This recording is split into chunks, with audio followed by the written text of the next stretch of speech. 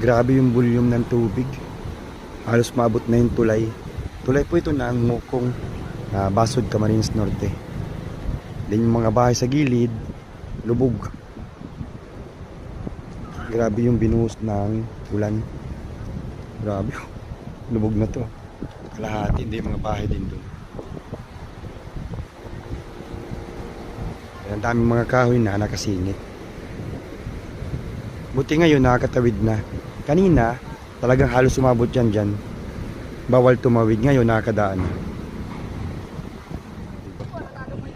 Ang dami nila nakukuhang nyug. Yung mga nyug na natrap dito sa ilalim. Pera pa yan, di ba?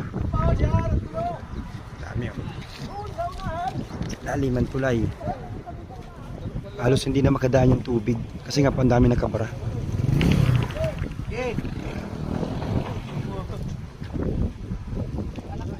So binapak ko na po yung mga nakabara doon sa ilalim para makadali na po yung tubig ng maayos.